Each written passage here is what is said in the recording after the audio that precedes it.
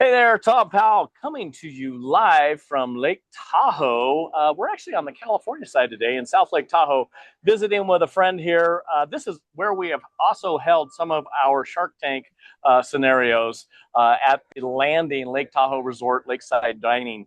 So we'll be talking a little bit more about Lake Tahoe. Joining me today, of course, we have Candace, our manager for our founder's office and a longtime business partner of mine, going on, she hates when I say this, almost 4 decades. So, of course, been in my life all that time. And Jackie Kuiper is our general counsel. We have the Founders Law Group out of Minnesota, where we help founders with their IP and all things founder direct related, but principally about how to protect the assets. And imagine if you could serve in DC with one of the most famous US senators as a young person, being able to do that. And it's partly because of the academic career that you've had, but also because of just the person who you are. And fast forward to a point where then you are in academia and you're helping to create people that are out there changing policies. So you were on the front line and now you're creating the people who actually make a difference. And not only that, you are in the basic world of creating and growing founders. Well, that is my good friend and mentor and the person who actually named me doctor, signed on my paperwork, Dr. JD LaRock. JD, welcome. Thank you so much, Tom. Great to be with you. And I must say, it's an honor because, yes, you were my student, you were my advisee. It's a point of pride for a professor to walk someone through the substantial process of earning a dissertation. Not only did you did it with quite a bit of flair. And to have learned about you through the process of you being a student in the program at Northeastern, and then learn this huge picture of all of your own entrepreneurial success and realize that it connects so powerfully to the other part of my life as a nonprofit executive.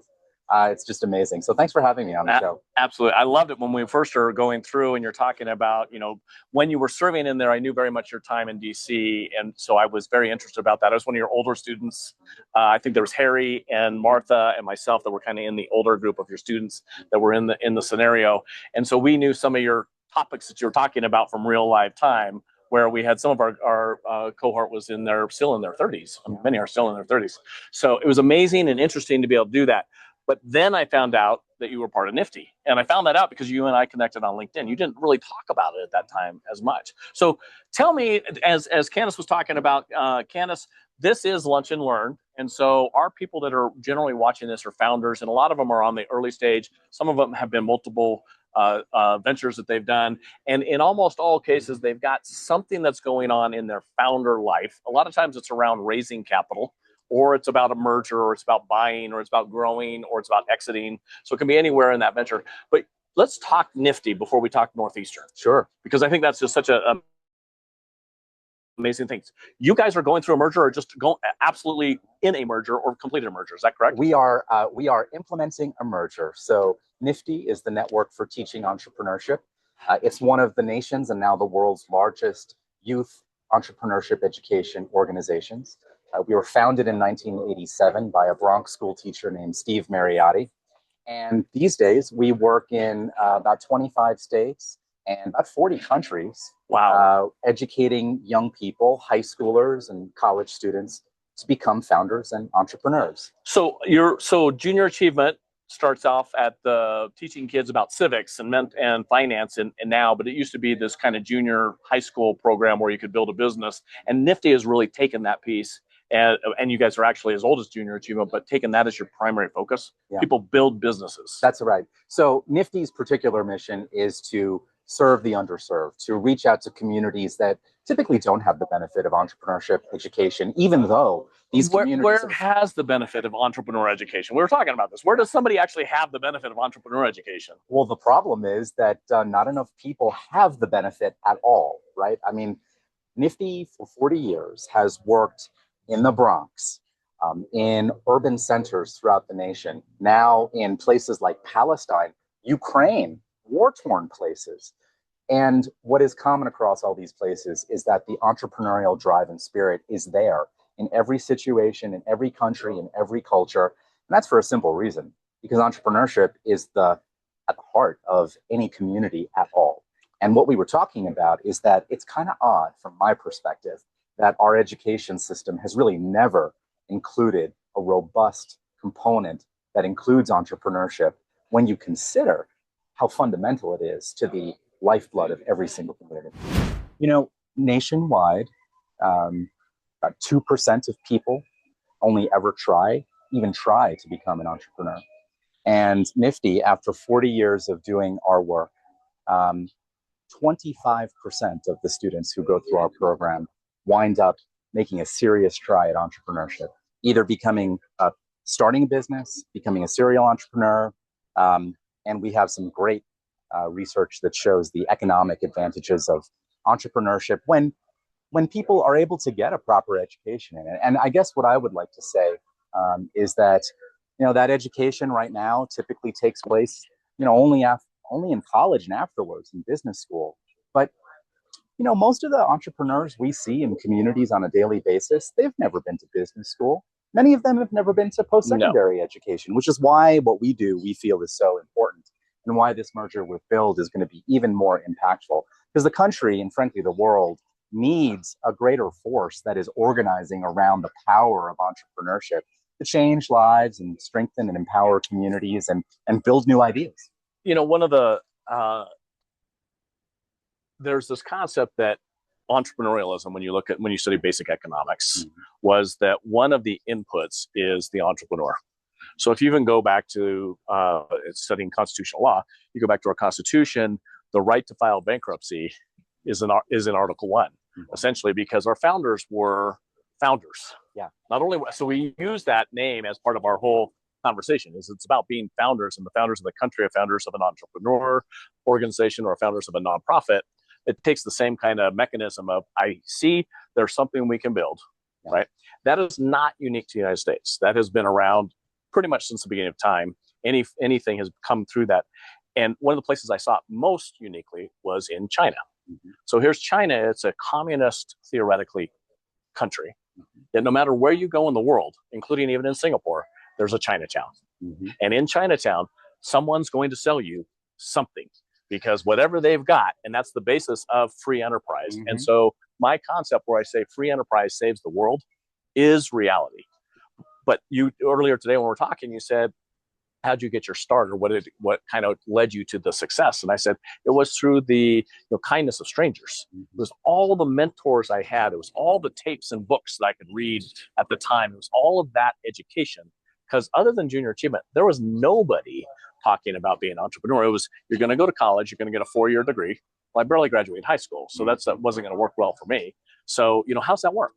And so here you are in higher ed, not only higher ed, you're in the highest of higher ed, right? You graduated Harvard, you're a professor at Northeastern University working with doctoral students, and yet you're also there saying, we need to have entrepreneurial education. Yeah, well, I mean, the same thing that I love about the doctoral program in law and policy that you were in is the same thing I love about Nifty. Law and policy is like it's an open playing field. You did your dissertation on ADUs, dwelling units. I mean, the students that I advise do things every topic under the sun, and that's the same with entrepreneurship. The businesses that Nifty students propose and develop, it's every topic under the sun. I mean, the winner of our national competition last year is a high school student in Providence, and his business, which is an active business that he launched as a high school student, is AI-generated personalized coloring books. His idea is that to curb young children's use of screen time and to create more sanity for parents, wouldn't it be great if those young children got a coloring book filled with pictures of them? Oh. So what you do is, with this business, which is called Color Your Life, simple setup. A customer will upload family photos to the site. The business generates, at very low cost, I should say, because it's all AI powered, a personalized physical coloring book that then gets sent to the customer. And now that young child and the family has a new resource that they enjoy. And it's a simple little business, but it was something that this student is already making thousands and thousands of dollars off of with his partner. And I could tell you, I mean, we grow from there to much more sophisticated business. Just a second. So they took something to market as a student, and they're making thousands of dollars off of this. And they're far from the only one. And I know that that resonates with you, because I know that you yourself, as a high school student, launched a business and recruited your fellow students to be part of it. And that's part of your story. Yeah. We're trying to create It's also why I barely graduated high school, because I was making more than the teachers. And I'm sitting there going, why do I need to get a college education? I make more than these college educated people that don't seem to know very much. Well, I'll accept that in your case, because we know how it turned out. But I think what we're trying to do is to join the two pieces. No, I agree. It's complementary. And you know, the issue though, what's behind your comment goes back to what I was saying earlier. Students are all too often disengaged in the formal schooling they're receiving because it's too theoretical. The system never tells you what you're supposed to do with it, how to make it practical and useful for you. But students want to do that. And what is so beautiful about the act of preparing a business plan, think about it. What other process combines a need for literacy, a need for numeracy, a need for communication, a need for presentation, a need for law, a need for analytical skills? No other, I can't think of any other academic exercise besides possibly a doctoral dissertation. that pulls together all of these important strands of learning in a powerful way. That's been missing from K-12 education, and that's the gap that we're filling. And now this merger with Build fills it on an even greater scale. So we have some young entrepreneurs that I'm sure are listening, Candace, but out there, I love what you asked the question of, how did they get started? You've done entrepreneurial ventures. Jackie's been involved in all these entrepreneurial ventures working with us. We also talked about entrepreneur adjacent, right? Mm-hmm. So as all of our team would talk about, even in our family office, everybody that's working with an entrepreneur, that takes a special person. That was, our call you and I did earlier this morning talking. It's a long-winded question, as is my usual cadence. I kind of feel like entrepreneurship is one of those things, you've got it or you don't, right? However, I also recognize that as an entrepreneur, I have to have people around me who actually do things and actually make greatness. And I know every entrepreneur on this call can probably relate to that, right? And so do you think, and this is where my long-winded question comes from, do you think entrepreneurship is one of those things that we are born with or we can learn? And if we can learn it, isn't it for us, for my dad and I, we have surrounded ourselves with incredibly, just the most incredible team of people who are the get it done. They get it done. And they have at least entrepreneurial understanding, sympathy, empathy, patience. So they have learned this thing. But do you think that's like we have found those people, or do you think it's something you can actually learn? And if you can learn it, is there a window? Is this something we have to get my 5-year-old to understand this now? Like how to get her inspired to be an entrepreneur now? Or is it like when you're 40, you're probably not going to learn how to be an entrepreneur? That was like 5 questions in one. I took all the questions. Nobody worry. But I have answers, and I've got clear answers. Point 1, we at Nifty, and I personally believe that entrepreneurship absolutely can be taught. That is literally what Nifty and Build exist to do. Yes, certain people have an inclination toward entrepreneurship, but it can be taught. And think about it. Anyone who becomes an expert in anything, isn't it generally better when they've had an opportunity to formally learn the discipline and test it out in some way instead of just jumping into it? The reason it's painful to do it that way. It's painful, but because I have a lot of those pain and scars and everything else, and everybody thinks those are fun stories. I came to academia later. Because I was so curious about how stuff worked, right? So yeah, if you can get that up front, you save a lot of pain. That's what we're trying to do with Founders Office, right, Candace? I mean, is we're really trying to say, you don't have to have these scars. Absolutely. And what you need to learn is, the baseline of what you need to learn to be an entrepreneur is not all that complicated. But if you can take it on board in a structured way, really, and to your question, yes. We at Nifty, we work with high schoolers, we work with middle schoolers, we've even now begun to work with elementary school students. And you wouldn't believe the capacity of these young people to come up with great ideas. There's nobody more families, entrepreneurial than my 9-year-old. Yeah. So what is your 9-year-old interested in? Making money. Bracelets. Well, Bracelets. Yeah. So we're on a 5-week road trip. You will be hard pressed to find anybody in Canada in any of the Canadian parks that has not purchased a bracelet from that kid, because she was out schlepping bracelets on trails. Yeah, she also, let's see, she started a band. She had no music. I mean, it's like, okay, so she put together a band, and then she's like, we got to have merch.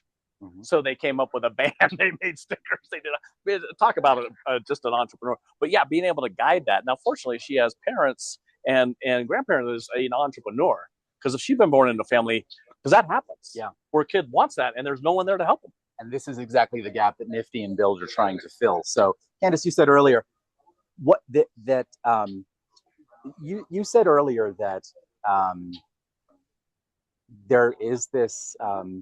You spoke to the power of the network, your network, right? Being engaged with the world, being out there, collecting a community of people who can really rally around a certain thing. That's the on that point, JD. That's some statistics on that.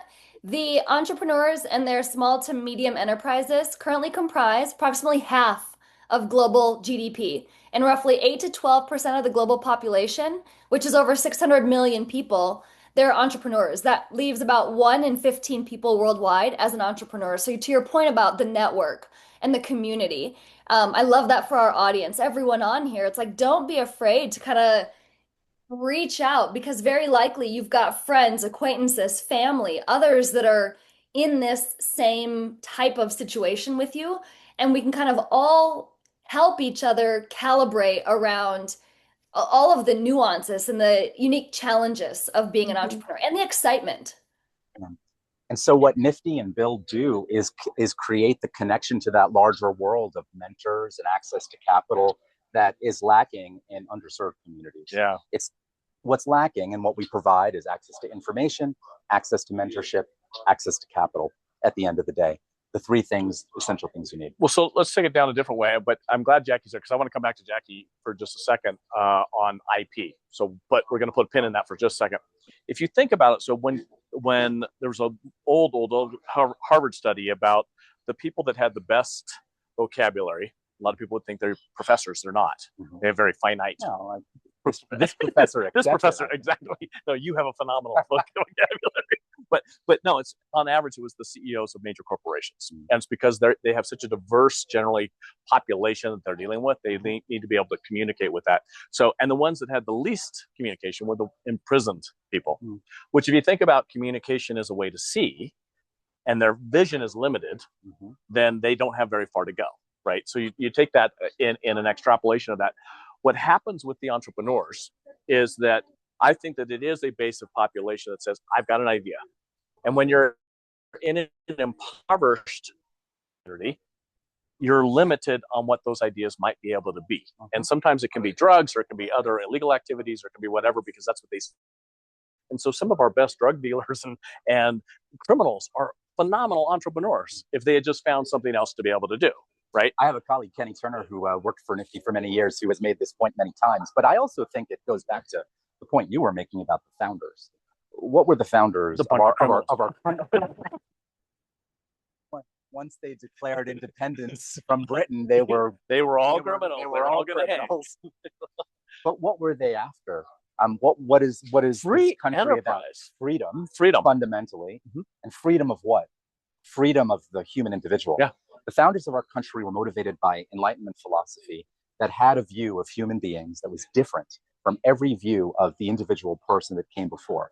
That view was that we, each of us, as individuals, essentially are made in the image of God. That's what Enlightenment philosophy tells us.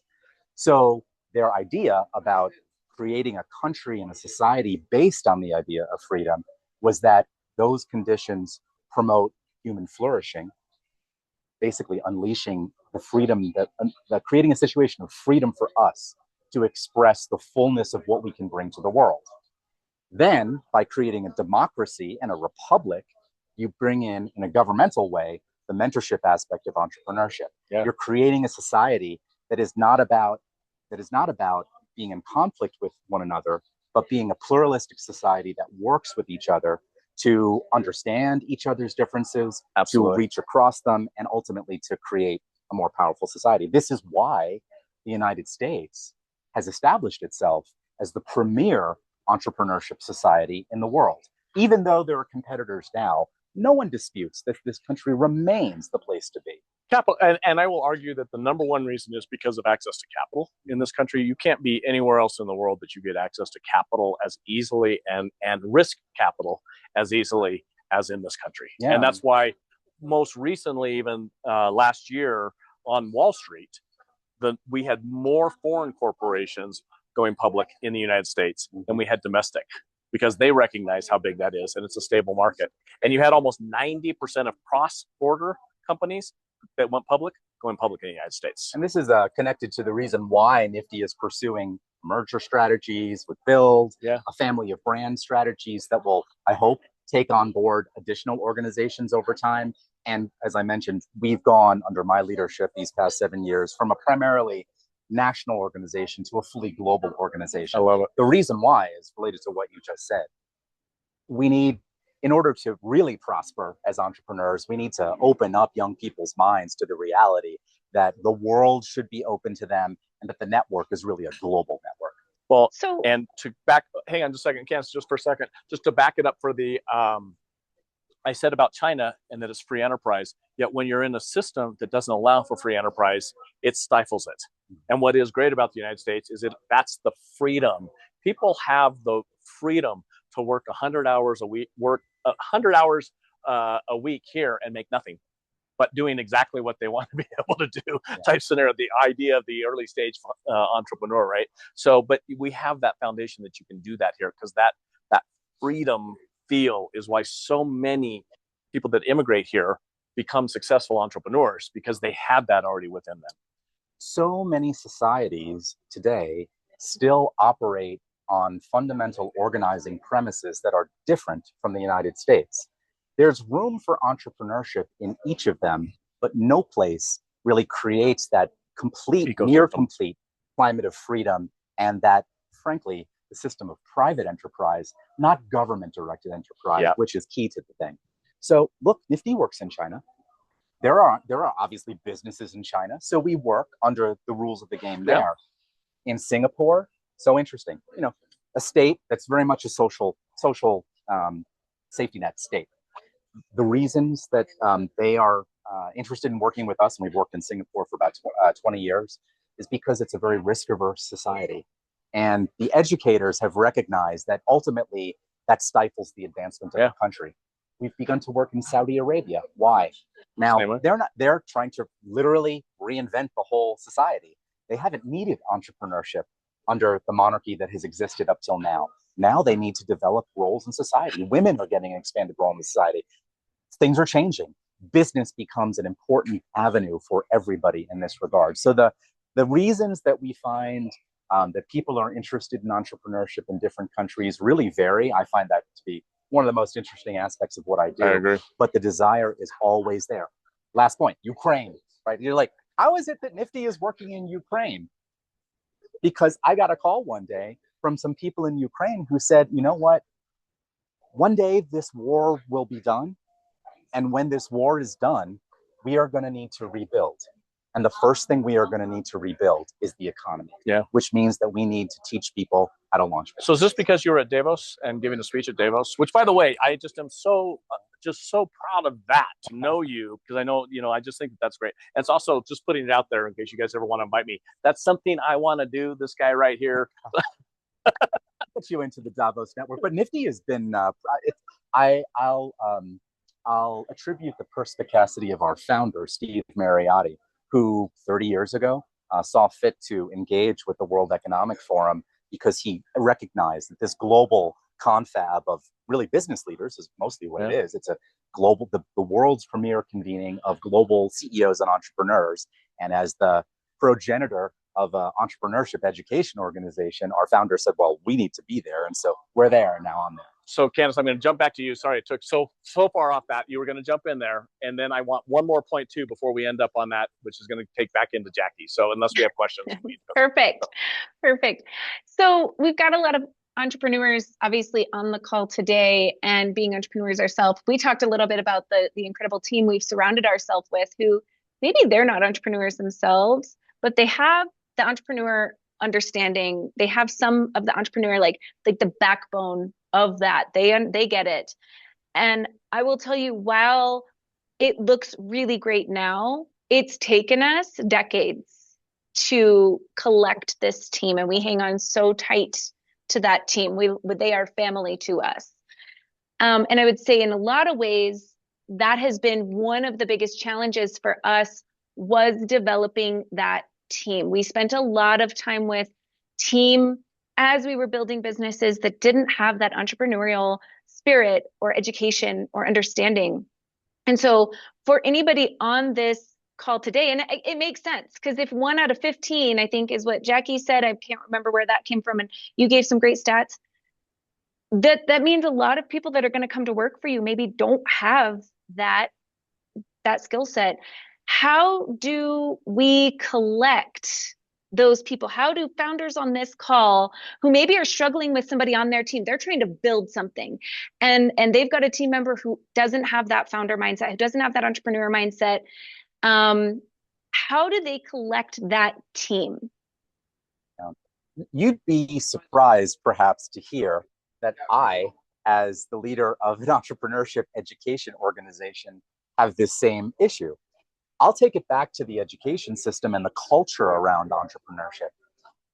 I think too often, people, educators, political leaders, they talk about the world of work as something where the idea is you get educated, you get some expertise, and then you apply that expertise. And it's kind of like a closed set. It's sort of a narrowing.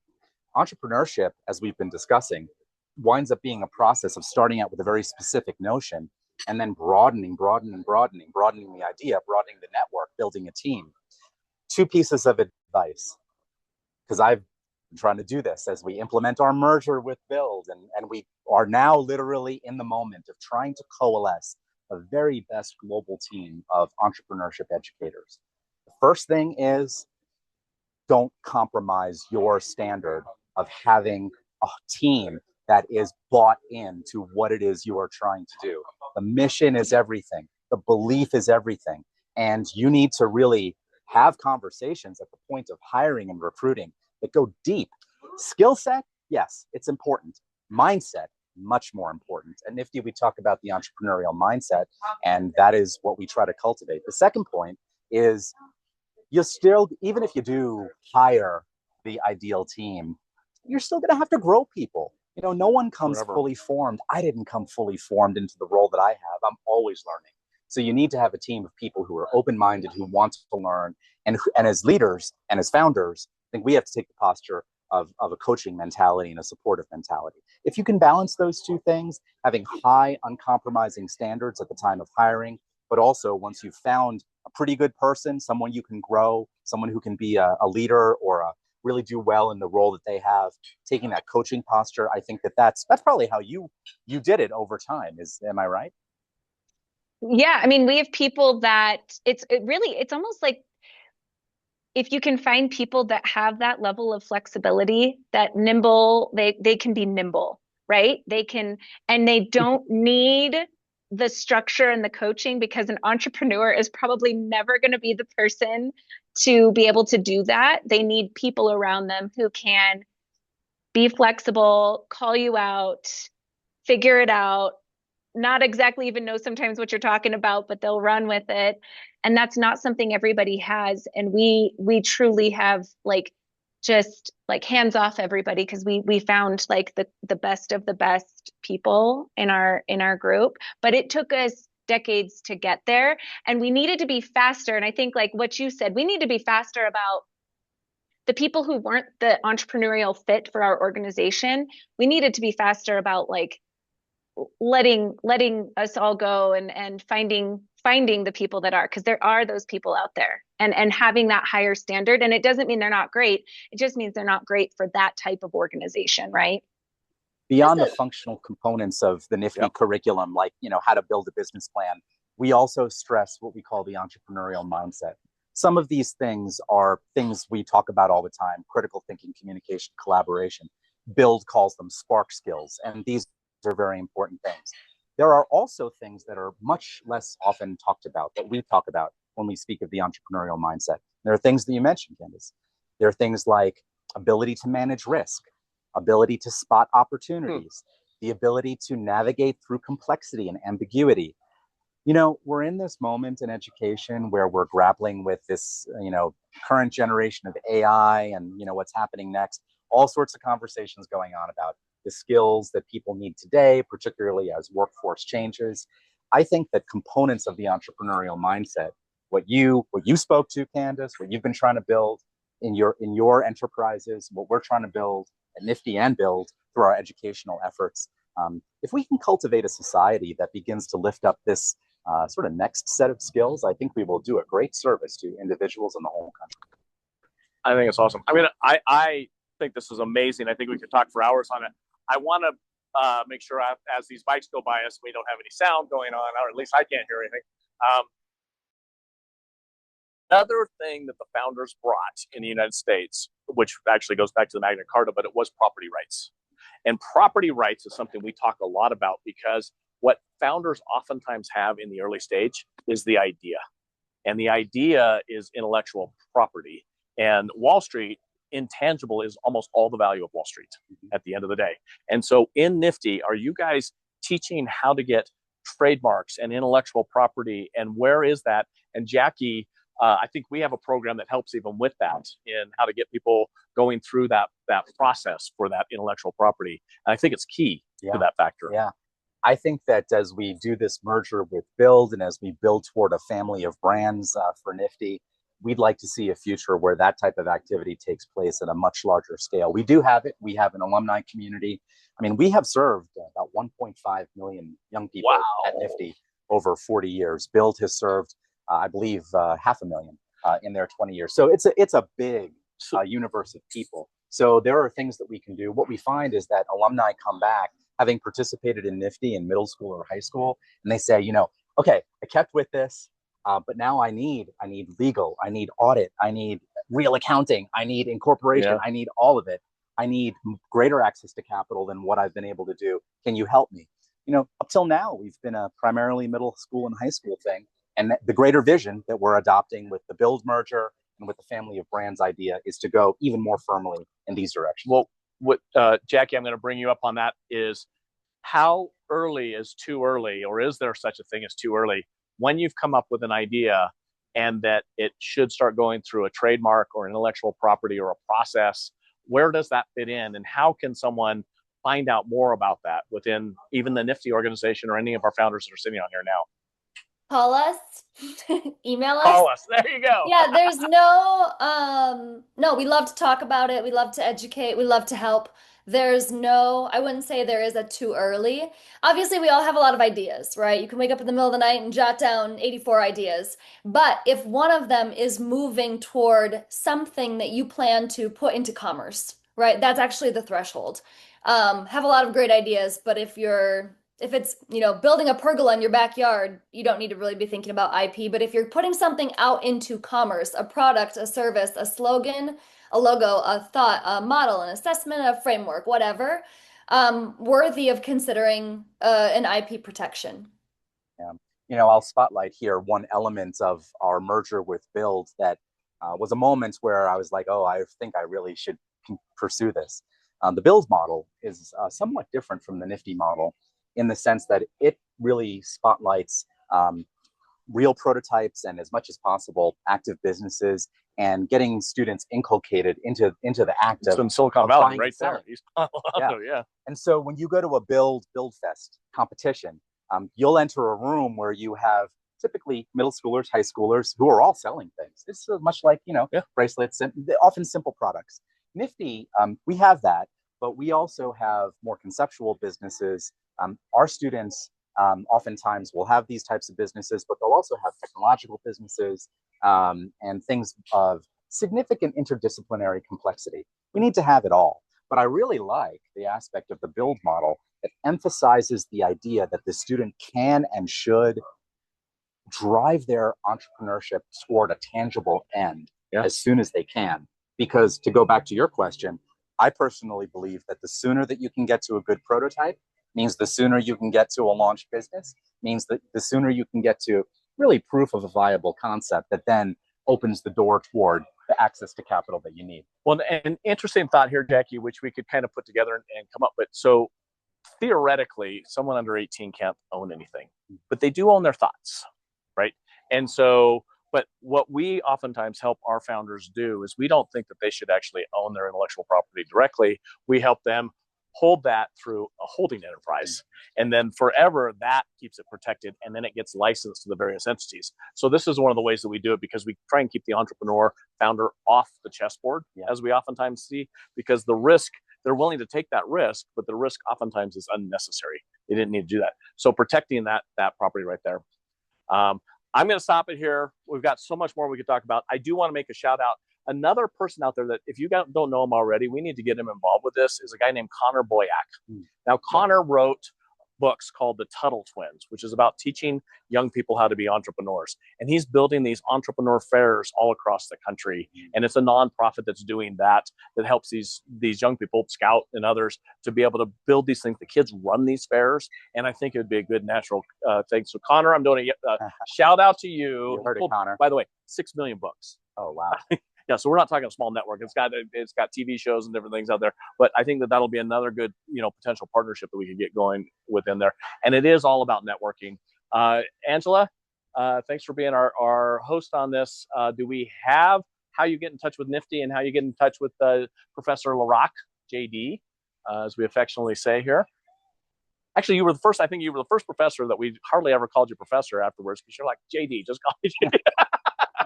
Yeah, it's all good. So Nifty's code that you get on there, find JD on LinkedIn. Generally, when you're following him on LinkedIn, you're going to see all the stuff that's going on with Nifty. That's how I get caught up to it. All the stuff that we've been talking about. Can I just say before we wrap up, because I think your viewership needs to know how special you are.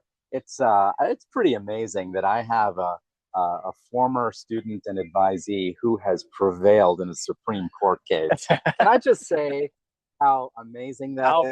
be SEC, Everybody, baby. keep watching this guy, because it's remarkable. I'm so delighted that we have continued our personal and professional relationship. Likewise. Because it was so clear that when we got deep into your student work, that you're offering so much to so many people, and you care about people and the communities you're involved in. Oh, thank you. And I appreciate that. Thank you. You've taken that ethic and spirit to Nifty. Thank you. Well, I am very thankful to my doctoral experience, as my sister Jackie was also there, and Candace was there, and Katie was there at the thing when you hooded me, right? So which was super cool. But my sister's sitting there going like, I didn't think you were going to graduate high school. I don't know how we ever got. And I never had that thought, for the record. Yeah, he's like, really? I would never have thought that. So you were a great student, but that was not what any of my high school teachers would have said at that time. But it was because I was hungry and cold, and figured out that the only way that I could get out of poverty at that time was through free enterprise, and that's why I'm so passionate about this. But it does not mean that just because I didn't graduate high school that I wasn't educated. I found mentors, and I had so many people that have helped me along the way, yourself included in there, where it's just finding the most gifted, the most talented, the people that do the things that I want to know how to be able to do, and surrounding myself with just the most talented people. And as Candace was talking about, that's our team. That's the friends that I have in the world. That's the nonprofits that we serve. The ability to be teaching at Northeastern now, which is amazing. I have 3 candidates going through now where I get to, at some point, have them be doctors, which has got to be the coolest thing in the world. You can correct all the mistakes, as I made an advisor with Daniel. So I had a cautionary tale to show you what a good advisor does. I don't think it'll be that at all. You've been my lead on teaching federalism, which is awesome. So can I just say, all the things you just spoke to, right? Education, entrepreneurship, mentorship, and the network. If we brought these things to our education system, we would actually change the viewpoint of what education is. Absolutely. And we would give young people and all other people just a very different view of how to approach knowledge and their own self-development, and we could unleash human potential in a much better way. You know, I know that there's some great specials out there because at hitting 250 years on our founders. There's a great special out there about George Washington, and so he was surrounded by Thomas Jefferson and John Adams and others that had gone. So you had Madison, you had all these people that were highly educated, and he felt bad about not being educated. Yet in many ways, because he studied the Stoics and other readings that he had done, he was incredibly educated. And he was also the first president of the United States, Yes. right? And he was a fantastic, not just founder of the United States, but he was a fantastic founder of the businesses that he ran. And he was really, I mean, he took, surveying and turned that into a whole nother land accumulation, early prospecting business scenario. So, I mean, fascinating study. Anyway, way off on tangents. Jackie's going like, oh my God, we got to get to WTF. I'm going to talk about that. WTF, Women Talk Finance. So your women that are in Nifty need to check out our women here at the Founders Office that have their podcast. Women Talk Finance. You guys are there. It's where you can have all your podcasts and different pieces. What is the interesting guest we're doing today, guys? You get to preview? No? Yeah, today we actually are talking to the two women from Minerva. So I'm really excited about this because they are, it's really focused on women's health. They are in the middle of a capital raise themselves, and they are looking to really transform the way we focus on women's health, making it a really accessible, getting live data on how women's bodies are performing, and being able to address things at a really core issue, core holistic point. So really looking forward to that conversation. And they're in the middle of a capital raise, I believe, as we speak. Well, I can't wait to see the show. By the way, the joy of being an entrepreneur means a lot of times you can be anywhere you want to be. And even if you can't, you certainly still can. Candace, you're traveling today. You're back in the United States. You were in Canada, and Yes. You're in nowhere. I called in with Colorado? a case of Lake Louise last week. So thanks for holding down the fort, you guys. I really appreciate it. We are in Grand Lake, Colorado. Next week, I should be back in my my home office. That's what I love about what we do. But you're actually out there, again, meeting with a number of our friends and families and different things that are out there doing business around the world. And Jackie was just in Spain and Portugal, I believe, and back to the United States. Yep. Yeah, so that's fun. And Back I home now. headed out to do some snow skiing here for the next 3 weeks of my life. So I will not be on one of our lunch and learns. I think I'll be on 2 of them, though, from there. So I'll be down in Chile, which if you've not checked the weather report, it's their best potentially record snowfall that we've had. So yes, I'm going to go do my passion of skiing out there. The mountains called and you had to go. You had to answer. I don't know. It just was a have to go. So yeah, I'm glad that you've played up this sort of nice aspect of entrepreneurship. Even being the head of an entrepreneurship education organization, it is a rather flexible lifestyle. Of course, I've got to go to all these global sites that we manage because I want to go. You have to go. I always love that. But that flexibility is in that sense. I'm here on vacation with my family, or trying to be anyway. Yeah. But we're doing a little business now and catching up, promoting Nifty. This is what you do. I love it. I guess that we shouldn't downplay the real hard work that also comes with it, though. Nope. As we said, one of my friends has a billboard in his things. It's like, yay, yeah. That's the life of an entrepreneur as well. And we do try to help work through that. Nifty doing that great work of we can smooth out some of those big hiccups in there. JD, thank you so much for joining. My pleasure. Candace and Jackie, thank you as always being on there. Lots of success with WTF in the show. And Angela, as always, thanks for being our producer on the show. And everybody have a great week. Thanks for joining us at Lunch and Learn. Take care. Thank you. Bye.